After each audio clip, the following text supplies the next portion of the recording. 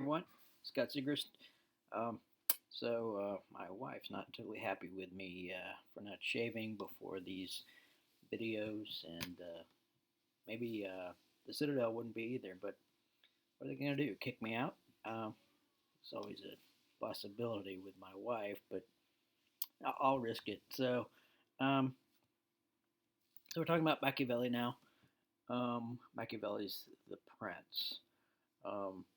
Of course, The Prince is uh, associated with realism in international relations because of Machiavelli's assumption that self interest is what drives us and that power, um, dynamics of acquiring, maintaining, and using power to get what you want is really the thing to understand international politics and politics in general. Um, let's start with some context. The historical backdrop is in the big in the big picture the breakdown of Christendom, unified unified Europe um, with a common religious identity uh, into um, separate nations, understanding them, identifying themselves as nations as opposed to as Christians. Not that they stopped identifying themselves that way as individuals, but as states. Um, and the struggle to establish a viable new order of politics in Europe. Um, Part of this was a rise of monarchism, a shift from feudalism to monarchy for the sake of uh, better security and better commerce. I mean, in the feudal context, um, the power structure is diffuse and the maintenance of security is somewhat fragile, and because of that, uh, commerce is thwarted. Uh, the growth of commerce, the potential for commerce, and so there's a rise of monarchism to better handle that. And then there's the Renaissance and Reformation. I mean, Machiavelli writes The Prince in in 1513, which is just 4 years before Luther posts up the 95 Theses attacking various abuses uh, and forms of corruption in the Catholic Church as Luther saw them. And Machiavelli he's a Renaissance figure himself, a great figure of the Renaissance.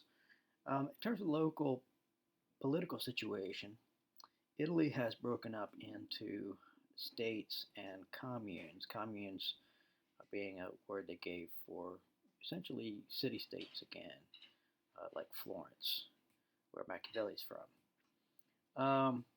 So it's broken up into the Papal States, Florence, Milan, Venice, and the Kingdom of Naples, essentially. Um, and Florence, this commune uh, of from, from which Machiavelli comes, is uh, sort of in a struggle between the oligarchic control of the Medicis and republicanism. Um, there was a brief period where um, the Medicis were overthrown and a republic was established. And Florence, there was a radical republicanism of Savonarola, which was religiously inspired. Um, but uh, but Machiavelli himself identifies with the Republicans. Machiavelli is a Republican, which you might not guess from reading The Prince. Um, so there are a number of problems that face us in interpreting Machiavelli. Um, First of all, Machiavelli wrote another book that he um, alludes to on page 6, the first sentence of chapter 2 in your book, page 6 in your book. Um, the other great work that political work that he wrote is called The Discourses on Livy, and that is where he, as he notes, he treats republics. He says there's basically two types of regimes in the Prince, right? There's principalities and there's republics. And as I just said, Machiavelli considers himself a Republican. So how does this square? Uh, the Prince, uh, supposedly the most important lessons he's drawn from his studies and his observations of the political world, and uh,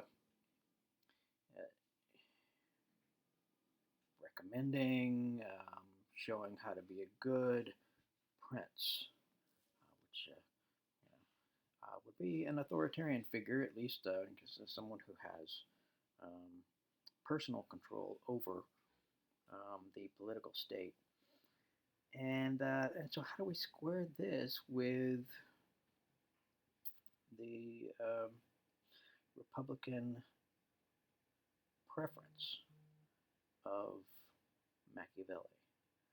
Um, what kind of republicanism does Machiavelli want? Does republicanism, to be effective, require prince-like figures, and um, how does that work in a popular regime? Um, it's for this reason that the fact of this apparent conflict that um, Rousseau suggests in a footnote in his social contract that the prince is a satire um, rather than a serious program or a piece of advice, and that what Machiavelli is trying to do is to show or reveal, expose the way princes operate, so that people can recognize what's going on and and and be able to establish and maintain a republic. Well, it's a very interesting suggestion. It's probably not the prevailing view. I'm not sure whether I agree with it, but it is certainly worth keeping in mind and trying to understand this. Another interpretive question. Should we classify Machiavelli as primarily a statesman, a politico, or as a philosopher? Um, and if Machiavelli is a philosopher, what kind of philosopher is he? You could read this as simply a book, a practical book on politics, but we consider it an example of political theory. And in fact, Machiavelli, on a close reading, it seems that he um, is proposing a new way of philosophizing. That he really conceives himself as a philosopher doing something important in philosophy as well as simply practical politics. Um, Another question we might ask ourselves is about his realism. I mean, he would seem to be the ultimate pragmatist, but he says at the end of the book that he suggests that we can overcome fortune, chance. Um, so, how realistic is Machiavelli's realism? He's somewhat typical of modern thinkers in the sense that um, he starts off pessimistic about the world as the way it is, but he seems rather optimistic about what it could be if you follow his plan. This is fairly typical of modern thinkers. Um, so, okay, so then more specifically, what are Machiavelli's intentions for the prince.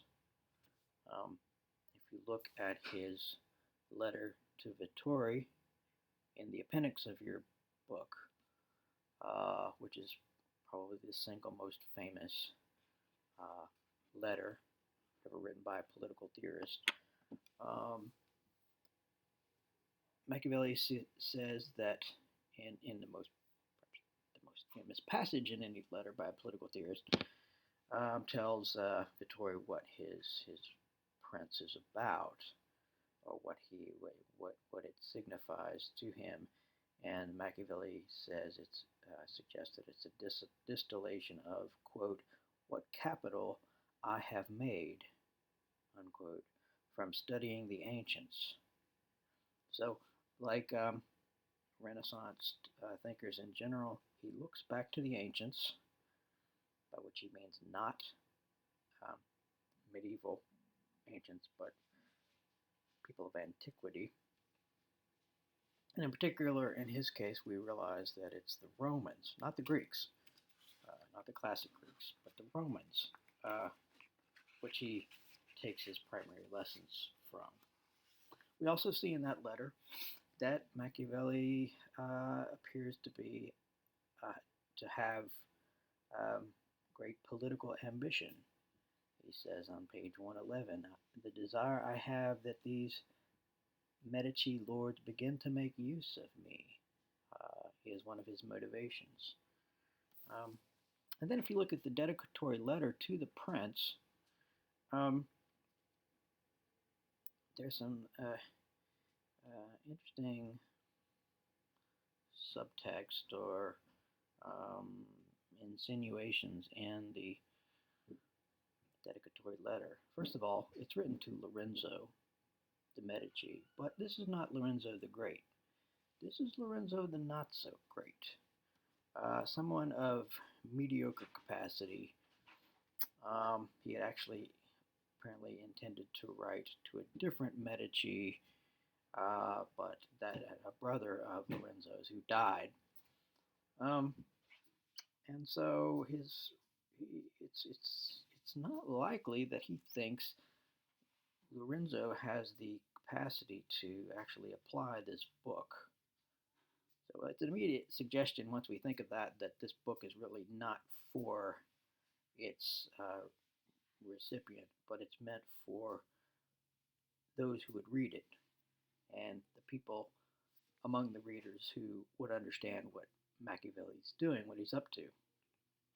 And part of what he's up to is indicated in the dedicatory letter too, where he says that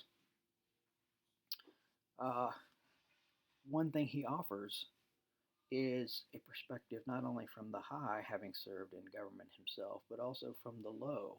It suggests that the low perspective at the level of the people looking up at the prince, is very important, that perspective. And in the context of the book as a whole, if you reflect on it, this concept of taking the low perspective seems to have a double meaning. Not only the perspective of the people, which might point to the Republican preference, but from a low as compared to the high-minded perspective of the Greek and Christian classics. That is, let's not get bogged down in all this stuff about justice and so forth. Let's get down to brass tacks and lower the bar for politics for the sake of effectiveness. We'll think about that. Instead, in terms of understanding the prince as a whole, I would suggest the main theme of the prince is how to acquire, maintain, and use power to achieve your ends.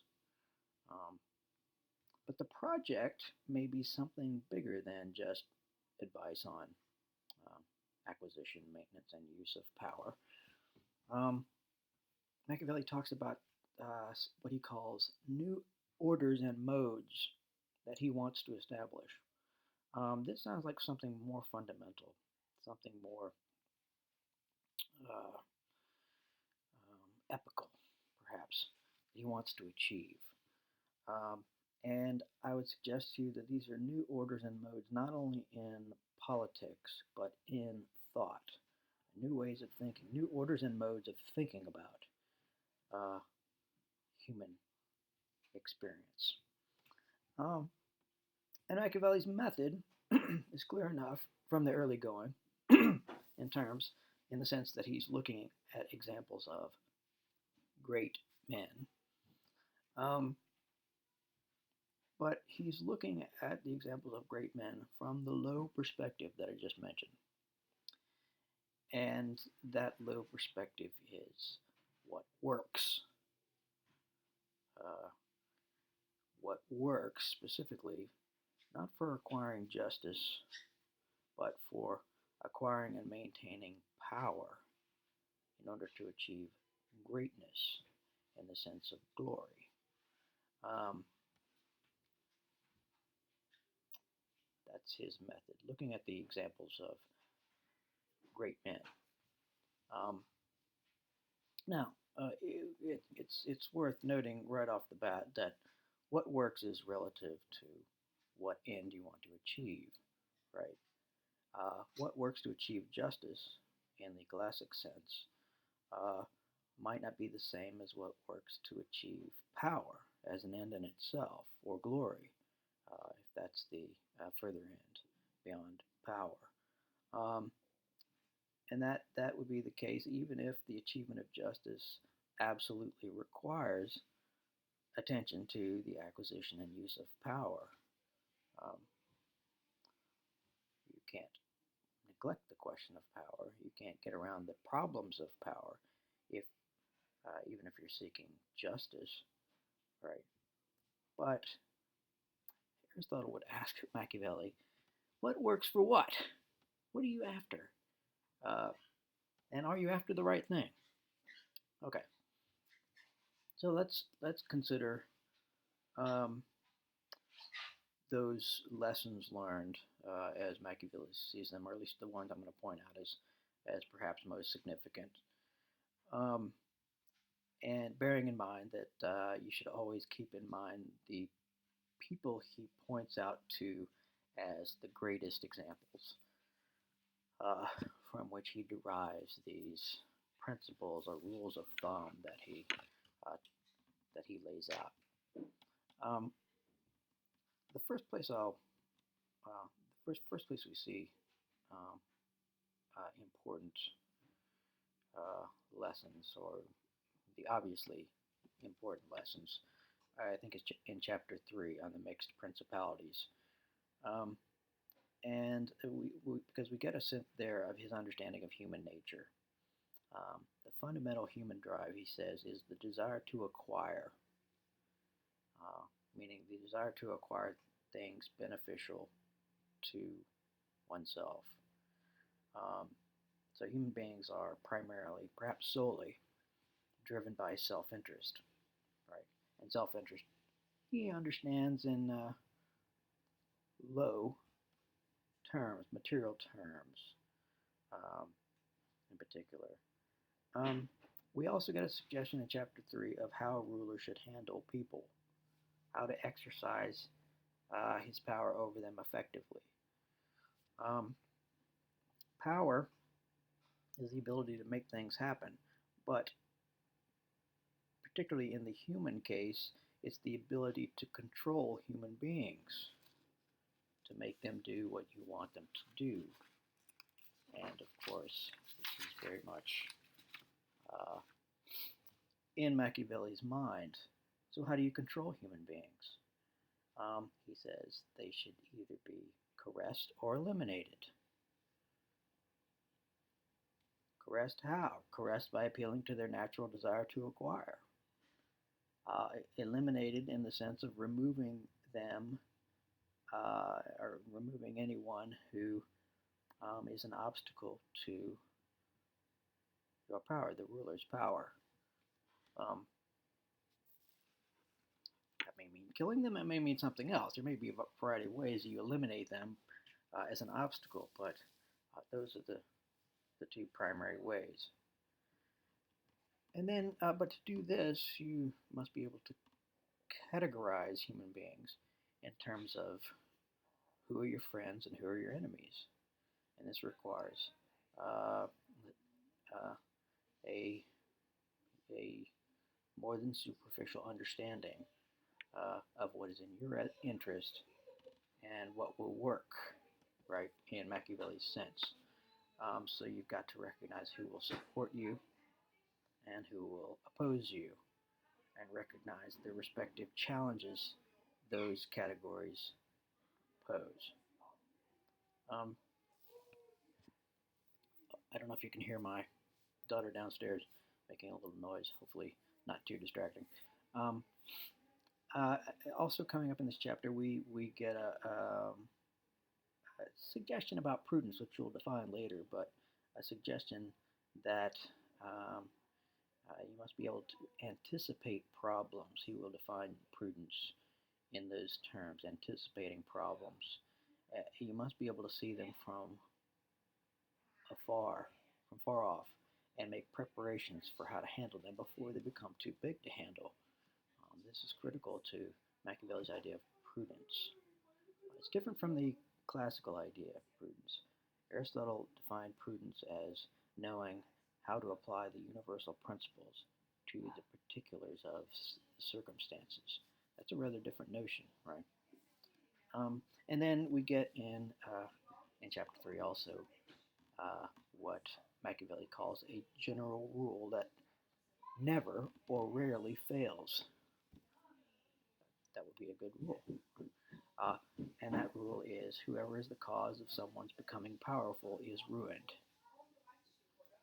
Whatever you do, don't cause other potential rivals to your power to become more powerful. Um, this is um, this fits along with the general realist approach to uh, international affairs, and Machiavelli will apply it also in domestic politics, what we call balance of power politics. Um, you want to maintain a favorable balance of power, right? Okay, then I'll skip over to chapter 6. Chapter 6 through 8 really deal with acquiring power, how to acquire it. Chapter 6 is about acquiring through one's own arms and virtue. Uh, that part of the title there. Um, and we have to understand how Machiavelli defines virtue. Very different from the classical definition. What he means by it really is the capacity to impose desired forms on the matter provided by fortune. You aren't in control of what what circumstances that you find yourself in, um, but if you have the capacity to use the matter, the material, uh, the circumstances, the people uh, that have been uh, imposed upon you, if you're able to impose upon that material your own forms, that's virtue, Machiavelli's sense. And the greatest virtue is exemplified by the greatest founders. This hints again at Machiavelli's interest in new orders and modes. Uh, so he mentions Moses, Cyrus, Romulus, Theseus. They were able to impose new orders and modes through their own arms. And by that he means not just military arms and means of power, but through their own prudence and virtue, without which those means of power are useless. And in this chapter 6, he also mentions something important, rule of thumb or principle, uh, about getting people behind you. Um, it's critical that you get people to accept your leadership and program as legitimate. And here Machiavelli says one of his many startling or shocking things in the book, which was that you can make them believe by force. This points again, or this points ahead to his famous statement that it's better to be feared than loved. We'll come back to that. In chapter 7, Machiavelli takes up acquiring power by others' arms and fortune. And the greatest example here, and the greatest example, it seems, of anyone in the book, Machiavelli's greatest hero, perhaps, is Cesare Borgia, aka Duke Valentino. Machiavelli says this: I do not know what better teaching I could give to a new prince than the example of his actions. The best example. So it bears, Cesare Borgia bears special attention for the reader. So Borgia exemplifies all the virtues of a prince, but he fails ultimately because, Machiavelli says, of a great malignity of fortune, very bad luck, and one crucial mistake, which was allowing Julius to acquire power. And there's a question actually in Machiavelli's treatment of this, of Cesare Borgia here, whether he could have overcome that great malignity of fortune if he had just not made that crucial mistake. And this question will be taken up more systematically in the chapter later on, fortune. How much can fortune be anticipated and controlled? Chapter 8, the most shocking chapter in the book, is on acquiring power through crimes. And here we begin to see Machiavelli's morality of necessity, what I would call his morality of necessity. He says he declines to enter into the merits of acquiring power through crimes because, quote, I judge it sufficient for whoever would find it necessary to imitate them. So he does not condemn the acquisition of power through crime and thinks it may sometimes be necessary. This does not necessarily mean he thinks it's the best way.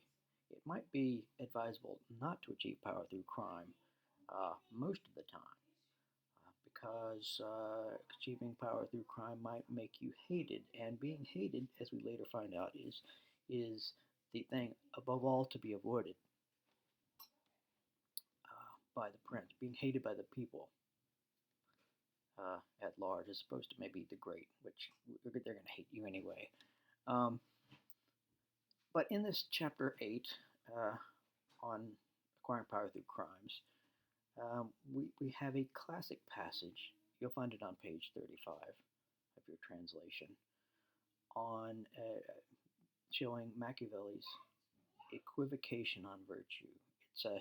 It's a passage that you ought to look at a second time, because he says, on the one hand, the actions of these men who achieved power through crimes, could not be called virtue.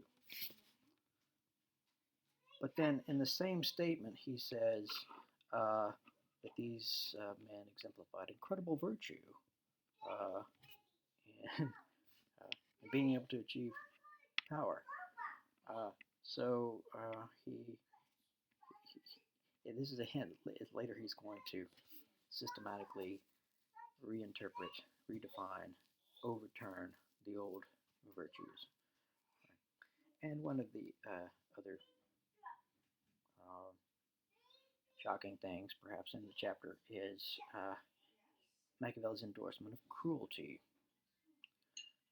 as long as it's well used. So cruelty well used is a lesson that he draws from these acquisitions of power through crime. Um, and so you want to take a look at uh, how cruelty is well used and how it is poorly used. Um, okay, so then chapter 9 through 26 are really about maintaining and using power. I should say 9 through 25. 26 is I guess one past that.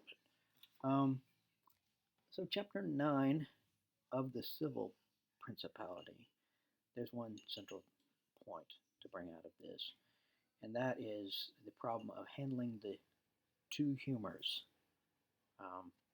as he calls them, that are in every society. That is the people and the great. Um, the, the general mass of the people on the one hand, and those few great in terms of wealth, power, whatever, um, in the society. And the key to handling them well is to understand that they have two diverse appetites, to use his phrase. Um, the people, or maybe start with the great. The great are motivated by a desire to command and oppress, to dominate.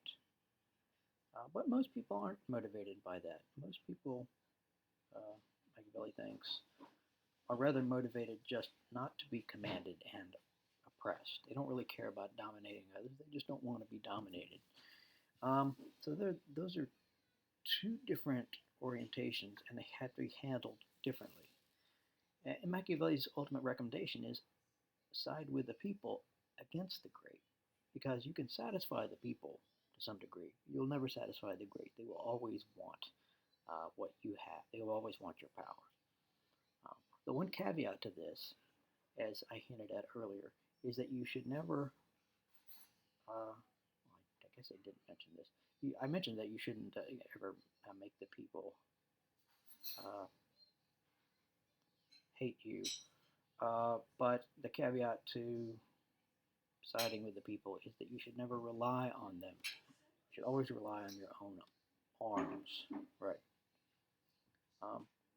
And this suggests a kind of corollary to the general rule about never letting anyone else gain power or increase their power.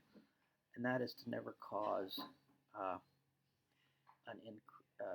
never to let yourself become dependent on anyone else's help.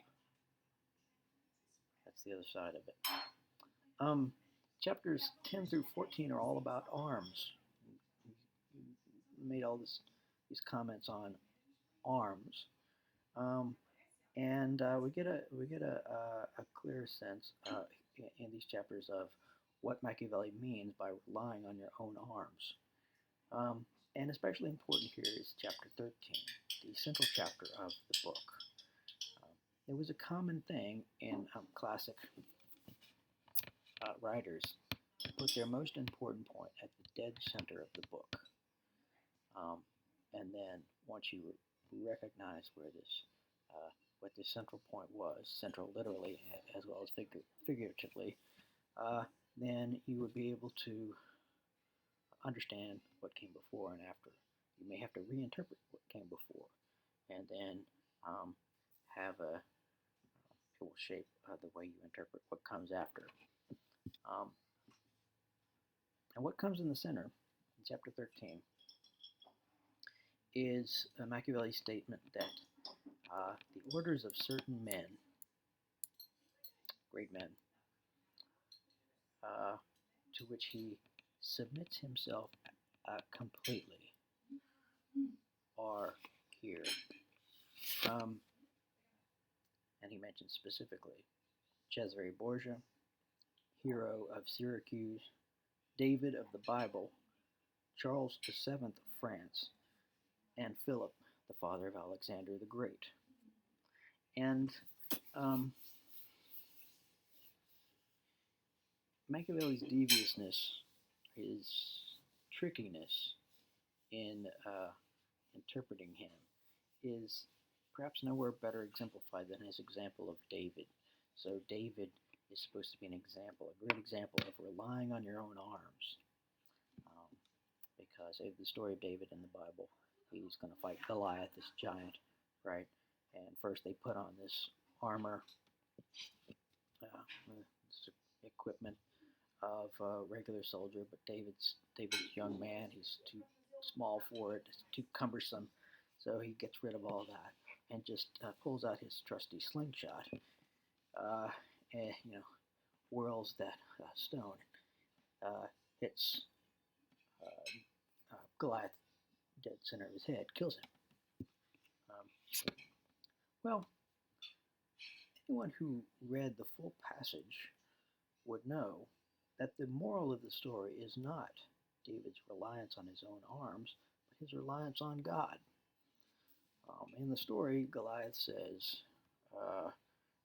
taunts David and so forth, the sort of pre-battle trash talk, and David responds, you come at me with a sword and shield, but I come to you with the power of God, or something along those lines. I'm not quoting.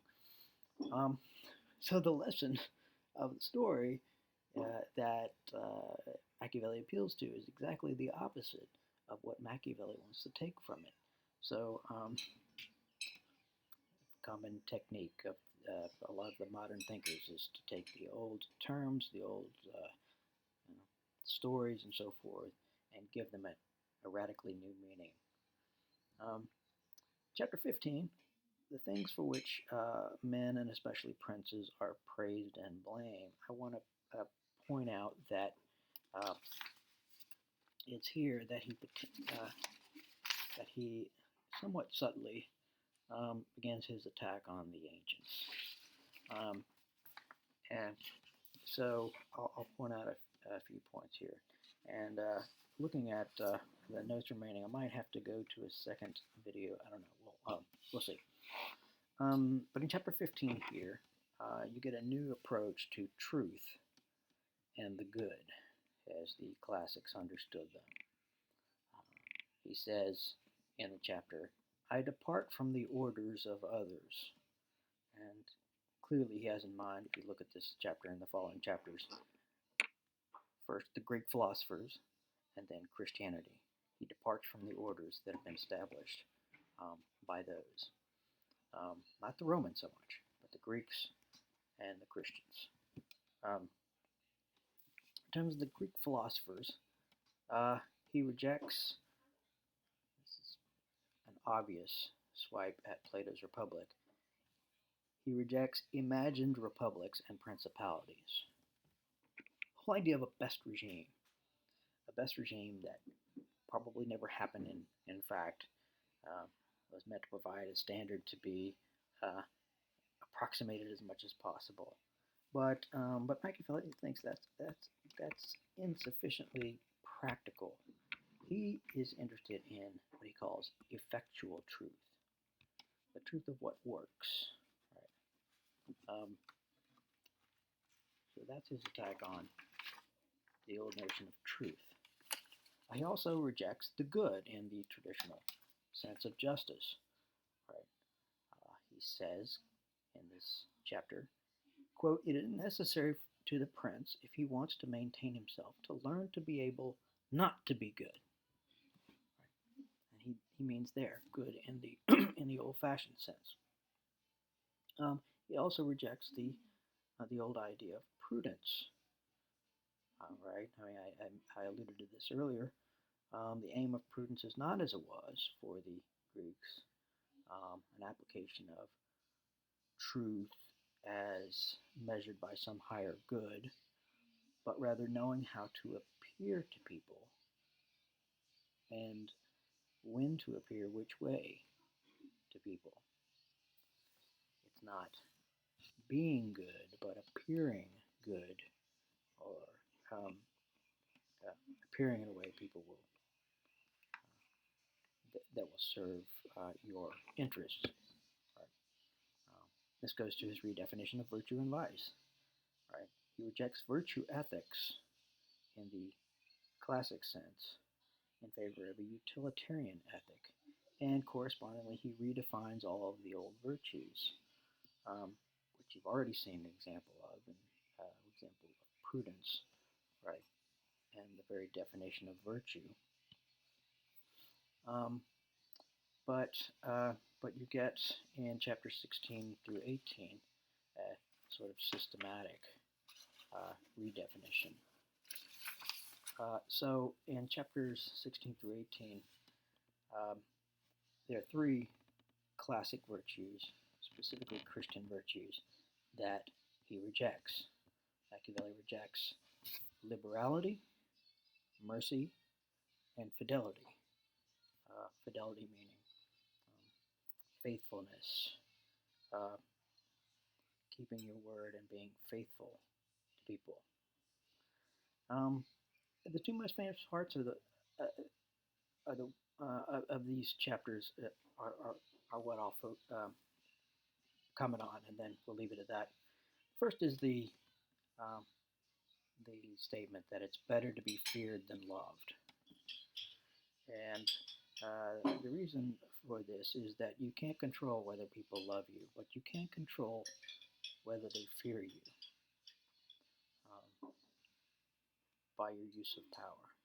People's love is fickle, but their fear is predictable if you do certain things, right? But the caveat to this is that you must not be hated by the people. If you make them fear you to the point that they hate you, then you've gone too far, and they cease to become an ally for you, right? So better to be feared than loved, but not hated. Could be maybe the full statement. Um, then there's the lion and the fox. Uh, the better to be feared than loved related to the rejection of liberality and mercy, right? The lion and the fox have to do with the rejection of fidelity, and the lion represents, of course, as clear from the reading, force, and the fox represents cunning, and in particular deception. And it's critical for the prince to know when to use the lion and when to use the fox, as well as how to use those, right?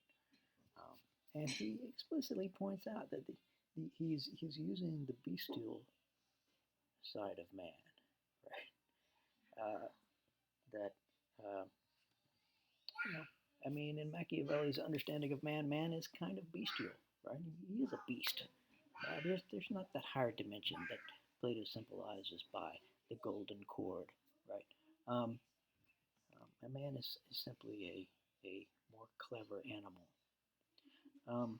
Okay, chapter 19 is on avoiding contempt and hatred.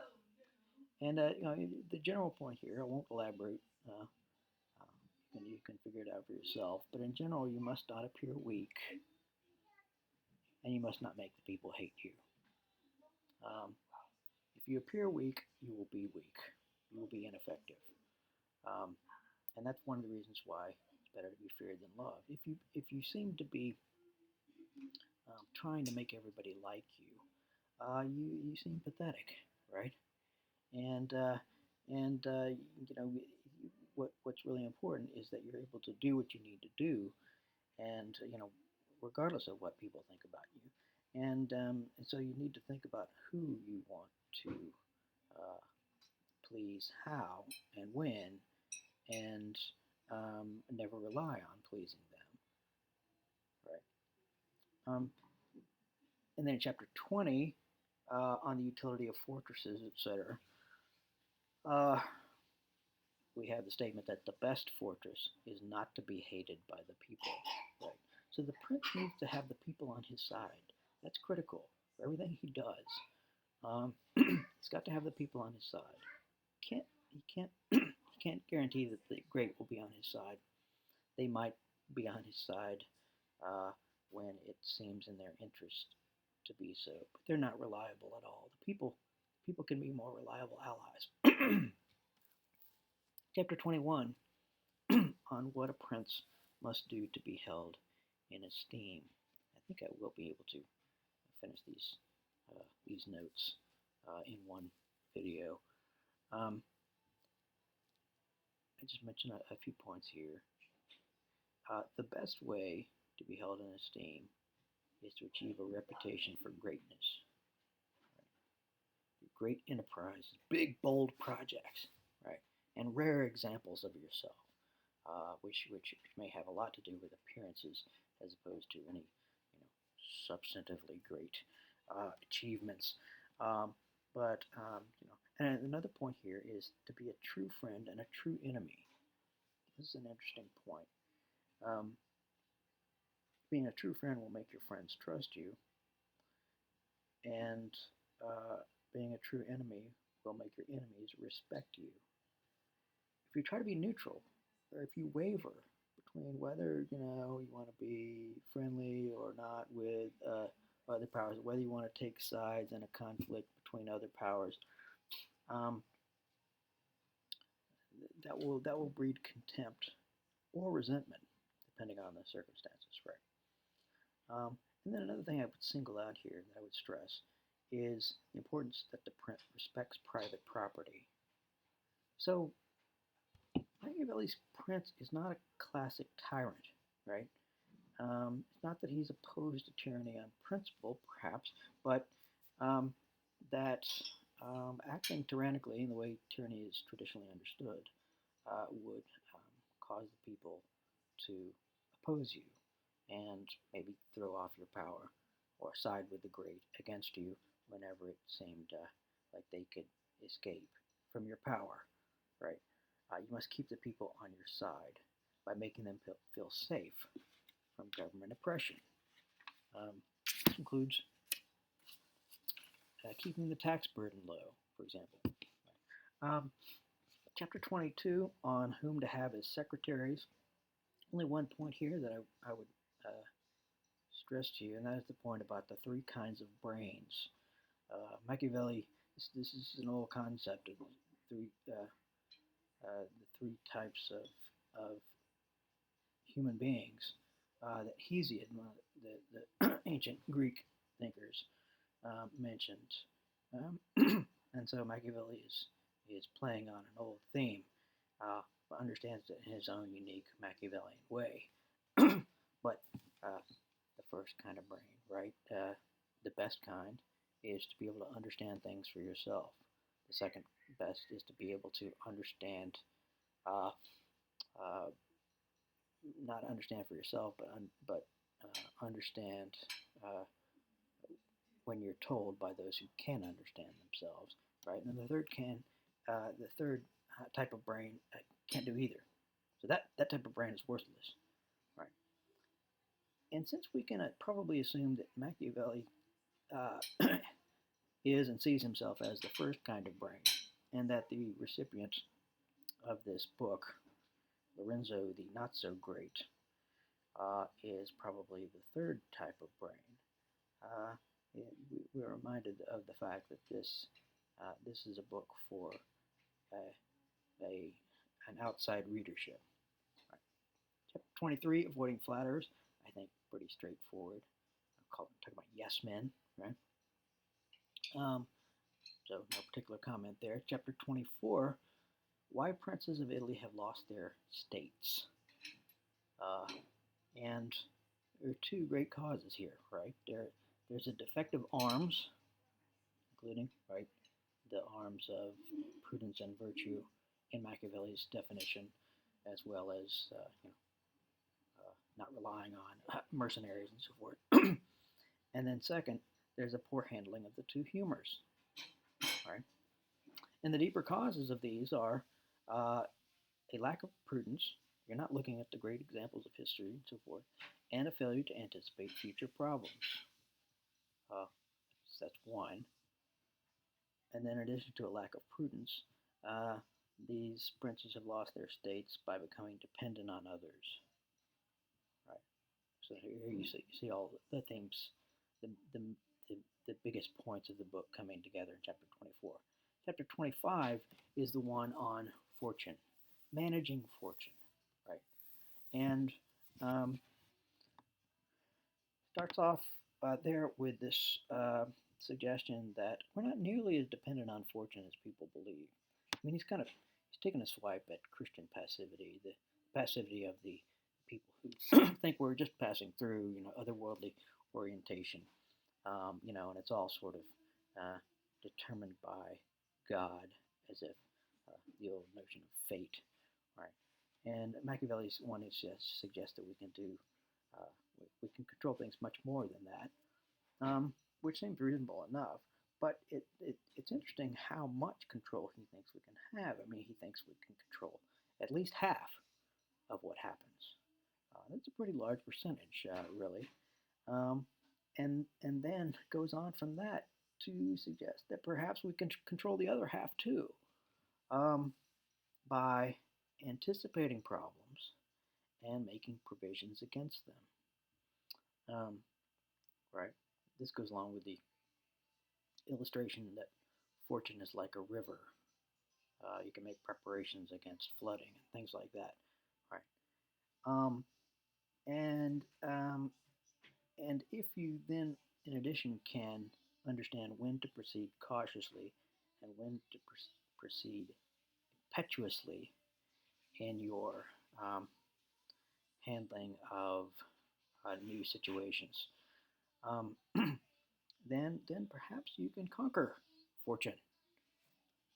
So here's where Machiavelli maybe ceases to be what we might take to be a realist and becomes more of an optimist, uh, more of an idealist, perhaps in some respects, um, in his own Machiavellian way, right? Um, and the illustration here is the most shocking illustration he gives is fortune is like a woman. Uh, you must beat her down if uh, if she causes you trouble. Uh, you must beat her down to get her to submit to your desires. Kind of an image of rape. Uh, this this is especially if you consider that fortuna, was identified in Italian literature with virtue. Maybe there's a hint at Machiavelli sort of raping classic virtues in uh, his book here. Finally, in chapter 25, I think it's important to recognize his assumption about nature, that there is a variability of the good. There's not a fixed, timeless good like the classics uh, talked about, um, but good is variable. And that there is a changeability of human nature, that we can change our nature. We can become cautious when it's necessary. We can become impetuous. And it's as if we have different natures. Um, and maybe he's trying to uh, change human nature, or what's thought to be human nature. Last chapter 26, we get at perhaps um, Machiavelli's directly practical goal, uh, is his exhortation to seize Italy and to free her. And he suggests the current chaos in Italy is a great opportunity. Um, uh, what an Obama advisor had said when the financial crisis hit, that you should uh, never let a good crisis go to waste. This is what Machiavelli is suggesting. Um, uh, the chaos of the current situation has provided matter that someone prudent and virtuous can uh, impose his form on. It's an ideal time to make big changes, right? And maybe we can find a redeemer who can found new orders, Machiavelli's orders. So maybe Machiavelli himself is the ultimate redeemer here, right?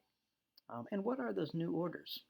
Well, it's a justice determined by necessity and a virtue of self-reliance at core, perhaps. Um, since since self-reliance has traditionally been considered the uh, essential Republican virtue, the virtue most important for self-governance. Um, Maybe this is Machiavellian Republican virtue. Okay, so just a few quick conclusions about Machiavelli. First of all, uh, related to the question of modernity, um, if Machiavelli is the first great modern political theorist, uh, it's because he replaces the Greco-Christian tradition in favor of Machiavelli's new orders and modes. And you might think further about what exactly those new orders and modes are beyond what I've explicitly said. Second, in terms of realist politics, we have a politics of power and self-interest and what's necessary to achieve power and achieve your interest, right? Without respect to or for spiritual order in the classic sense, or Greco-Christian ethics, right? That's Machiavellian realism. And then third, with Machiavelli, we get a kind of new political science, a new empiricism based on material facts and the fact-value distinction that I mentioned in my lecture on modernity. Um, that values, getting caught up in values, taking values too seriously, uh, in the moral sense of values at least, um, is problematic. It will get in your way. It will prevent you from doing what you need to do. And values are not, there are no objective ranking of values. Uh, um, they're just opinions.